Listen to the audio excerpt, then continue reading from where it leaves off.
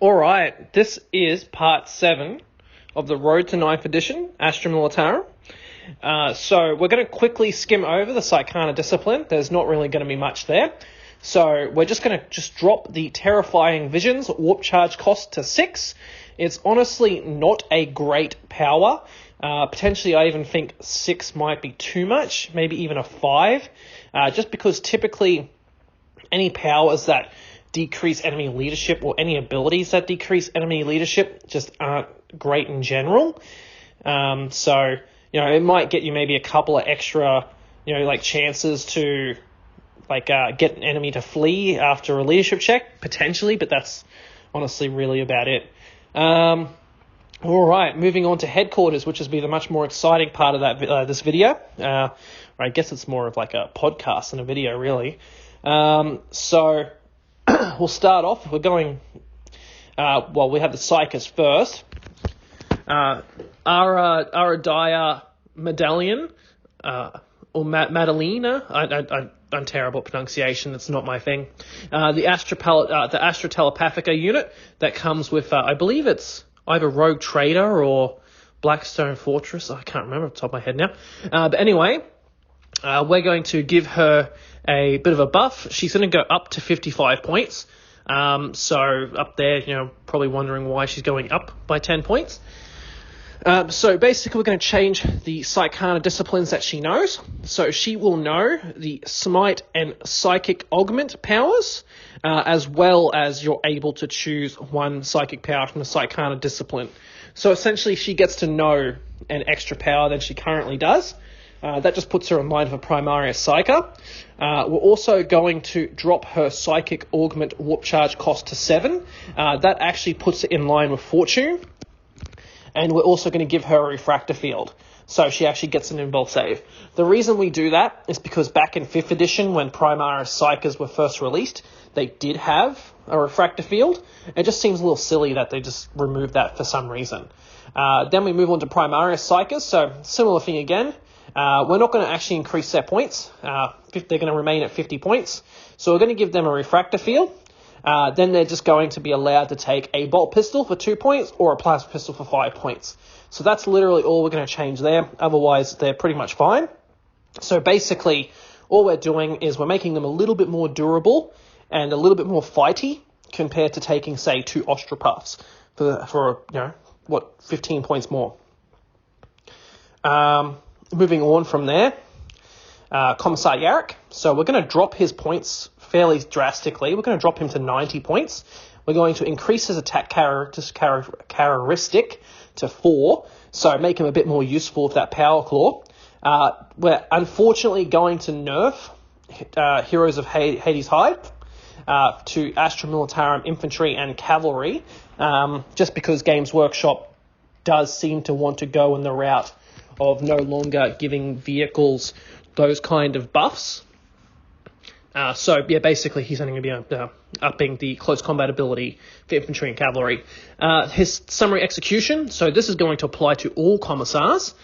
So summary execute, the first time an Astra Militarum unit fails a morale test during the morale phase, whilst it was within 6 inches of any friendly commissars, you can execute a model. If you do, 1 model or D3 models, if it is a unit of conscripts, of your choice is slain, and the morale test is automatically passed. So we're basically reverting the summary execute back to what it was. I believe it was at the start of 8th edition, except we're adding D3 models if it's conscripts. Because obviously, again, conscripts are the models that benefit the most from this, so we have to give them a bit more of a disadvantage when it comes to it. I'm also adding a new rule. This is mainly for Lord Commissars, but Yarrick being a Commissar as well, and a HQ choice, he'll get it.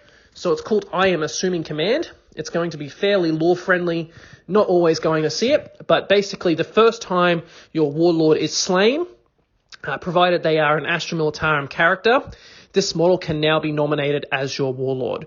Generate a Warlord trait for them, either the one specified if they are a named character, or generate one from them from the Astra Militarum Warlord trait table. So basically it gives you a little bit of redundancy. If someone just kills your Warlord, you can then give them a Warlord trait as well, and then they are basically your Warlord for the rest of the game until they die. So that's everything for Yarrick. So we just make him a bit better in basically every way, except for his aura. Then we move on to the standard Lord Commissar. So they're going to go up. We're just going to increase them by 5 points because they're currently not really amazing as is, but we're going to do basically everything we do to Yarrick as well. So we're going to increase their attack characteristic to 4, make them a bit more useful with that power sword, so they'll put out just as many attacks as a company commander with a chainsword. Also makes it more viable to actually upgrade them with a power fist. Summary execute, the same as Yarrick, so auto passes but kills 1 model or D3 models if it's conscripts. Then they have assuming command as well. So, basically you kind of want to try and take maybe 1 commissar as a secondary HQ choice, just because, if they manage to somehow kill your company commander or say your tank commander, you can then just give them your warlord trait instead. The company commander, so 35 points, they haven't moved as well. So they have the voice of command regiment infantry and regiment vehicle, chimera, and Turox. So that means they can issue orders to any regiment infantry, so as they do now, so guardsmen, special weapons squads, heavy weapons squads, veterans, etc., etc. And they can also issue vehicle orders to specifically chimeras and Turoxes, so they're attached mechanized units. So this is when we look at the armored orders, and then, they can issue those to those vehicles.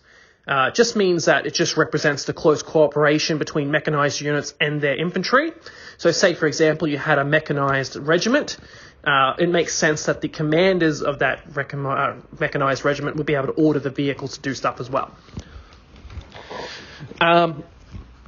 What we're going to also do is that the company commander may now take anywhere from 0 to 4 veteran bodyguards, similar to Gene Stealer Cult Familiars. So there'll be 8 points per model, and they have the same stat lines as veterans. So basically, we're removing the company command squad, and we're putting those models as purchasable upgrades onto the officers. So in essence, we're reducing the amount of data sheets in the elite shot slot, and we're reintroducing command squads as they previously were. So we're going to give that company commander, if they take veteran bodyguards, the company command squad ability, which is the death of a veteran bodyguard is ignored for the purposes of morale tests. Veteran bodyguards are considered to have the character keyword for purposes of shooting attacks. So basically, you now have a drawback. So you could still use them as special weapon teams with BS3+, but you now have to sacrifice the actual officer with them.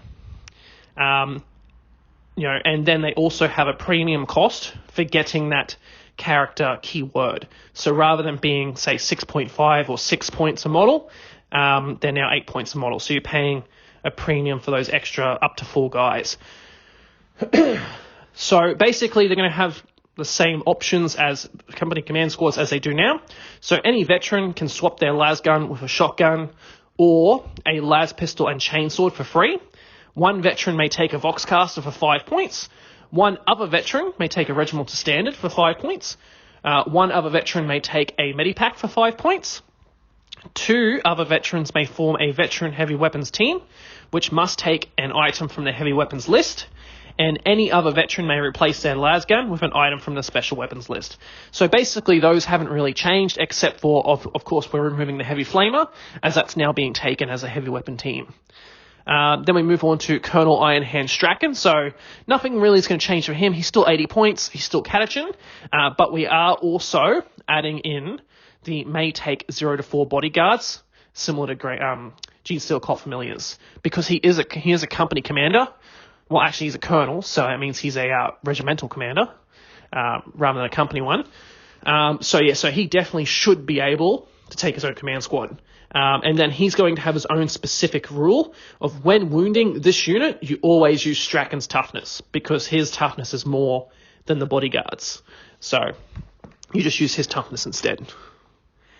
The next one is Death Rider Squadron Commander. So basically, we're bringing this over from the Forge World Imperial Armor Compendium, and we're making it a regiment unit rather than a Krieg unit. So it's going to be 50 points, so we did give it a small tax, but it has the voice of command regiment infantry and regiment cavalry, so it can issue orders to both infantry and cavalry units. It's going to have the senior officer ability, so we've buffed it to have a second order. It is armed with a las pistol and chainsword, so a slight nerf to its weapon there, but it may replace either their las pistol and or chainsword with items from the ranged weapon or melee weapon lists. So if you want to give it a hunting lance and a plasma pistol, you can. You replace the Krieg keyword with regiment. So as I said earlier, you can now, just have this as a generic regiment unit. So now we have our cavalry officers back. Then we also add the ability, if a Death Rider commander is your warlord in an Outrider detachment, you are refunded the cost, the CP cost of that detachment. In addition, all Death Riders gain the Defenders of Humanity ability. So basically you give Death Riders objective secured. Then they may also take 0 to 4 Death Rider bodyguards, similar to Genestealer Cult Familiars, 25 points a model, so gets a little bit of a tax there as well. And then they have the same stat line as Death Riders. So they do unfortunately have a little bit of a nerf when it comes to their damage, the bodyguards, which used to be the Death Rider command squad. So instead of 2 attacks now, they're reduced to 1 attack, and you also have a 5-point tax to give them character. And also ignore morale costs for dying. But we've also given them more options, so they can take a Voxcast for 5 points, Regimental Standard for 5 points, and a Medipack for 5 points. So if you want to take, say, just one Death Rider with a Medipack, you can keep them behind your actual Death Riders themselves and give them a 6+ Feel No Pain, which you'll see later that we have removed, unfortunately. They're 5+ Feel No Pain. So if you want to give them that, you have to take the Medipack. We're going to remove the Death Corps Marshal completely, because it literally just is a company commander with a 4+ save and a power sword. So unfortunately, there's no real point to him. So we're just going to remove that data sheet and just simplify everything. Lord Castellan Creed, so still Cadian, still 60 points, but we're giving him the command squad ability as well, so it may take 0 to 4 veteran bodyguards. And then, in addition, he may be able to swap one of those bodyguards for Colour Sergeant Kel for 40 points. So we do make Kel 5 points cheaper, simply for the fact that he has to pay 8 points to get one bodyguard in the first place. So that means technically Kel actually costs 3 points more, but you don't have to take an elite slot for Kel. So you at least get that thing there. Then we have Knight Commander Pask. So he's 60 points plus a Lehman Russ. So however much the Lehman Russ ends up being is you just plus that on the 60. We get rid of tank orders, but we replace it with Voice of Command Regiment Vehicles, tank unit. So that means Pask can now order Hellhounds, the Forge World, is it Carnodon? The one that's from like the Great Crusade that has the shit ton of multi-lasers. Oh, I swore again, I'm sorry. He can order Lehman Russ tanks and thunderers. We're also going to change the officer keyword to armored officer. We're going to give him the senior officer ability, so he has 2 orders. We're going to increase the tank commander and Knight Commander Pask's order range to 18-inch, basically to match the old Voxcaster. Because it just seems silly that they're shouting out of the vehicle rather than using short-range radios, and then they upgrade to the long-range radio. And then we're going to change Knight Commander to take a free armored tank ace trait. So basically, you can give him 3 orders if you wanted to. You can give him an improvement to his armor save and just make him more durable. Then we get to the Salamander Command Vehicle. So bringing it back from Legends, 115 points. You choose between making him a Recon Commander or an Artillery Commander. So if you choose the Recon Commander, you can then get the Voice of Command Regiment Vehicle Salamander or Sentinel unit. So you order Sentinels or Salamanders. And then if you choose Artillery Commander, you have the Voice of Command Regiment Vehicles Hydra or Artillery units. So that means you can then order any kind of carriage artillery. So basically your Earthshaker platforms, heavy mortars, and everything like that, as well as basilisks, etc., etc. They have the armored officer keyword and the senior officer ability, so 2 orders and the armored officer keyword. They have a decreased toughness of 6, but an increased movement characteristic of 14. So previously, I should say at least currently, they have a toughness of 7, but if you look through the Guard Codex, you'll see vehicles like the Basilisk, Wyvern, Hydra, those kind of open-topped vehicles, which the Salamander is, only have toughness 6. So we're going to put that in line with them. So basically all open-topped vehicles that we can currently see, or at least exposed crew compartments, is going to have toughness 6. Or at least 1 toughness from what the normal is. And then we're going to increase their movement to 14 because they used to be fast vehicles. So they should be faster than a Chimera-based vehicle slightly. We're going to give it the flanking maneuvers ability. So if you want to outflank, that gives you the option. So, you can put that into reserves at the start of the game. And it can also take items from the vehicle equipment list. Next, we have the Tank Commander. So slight point increase here, 40 points. So up 5, plus tank model. So we have increased the amount of options he could take. So if you wanted to, you can now take him as a Hellhound, can now take him as a Canardon, a Lehman Russ, or a Thunderer. So you can technically make him a lot cheaper. And you can put him in something like a Devil Dog to give that kind of melter platform a BS3+, which is pretty cool. So he can be cheaper in some instances, but more expensive in others. We're going to remove tank orders and replace it with voice of command regiment vehicles, tank unit, so he can order any of those vehicles I just mentioned. You replace the officer keyword with armored officer. He now has the senior officer ability, so this is why he's getting a points bump. So he can issue 2 orders, and we increase the order range to 18-inch, like I said in PASC as well. So basically, imagine them as using their short-range radios, and then you can upgrade to a long-range, infinite-range radio for 5 points later, if you want to use that. The Tempestor Prime, so the Militarum Tempestus officer, 40 points, they're not changing. We give them a refractor field, because it seems weird that their regiment company commander doesn't have an invo save when a platoon commander and the guard does, given how precious and well-trained these guys are supposed to be.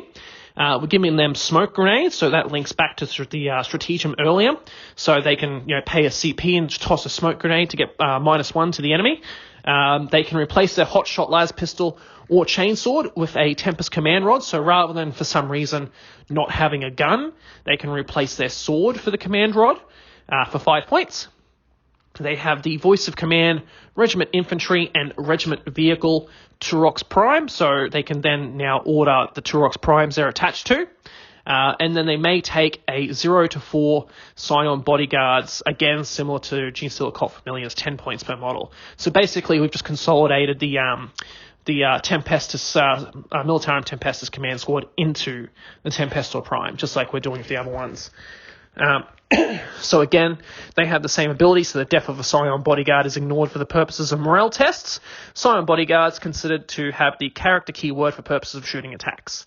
So basically they're disposable wounds for your actual officer, as well as upgrades to buff their aura capacity, or special weapons to up their damage. So you've got those options there. So basically any Scion may swap their hotshot las gun with a bolter, sniper rifle, hotshot las pistol and chainsword, or bolt pistol and chainsword for free.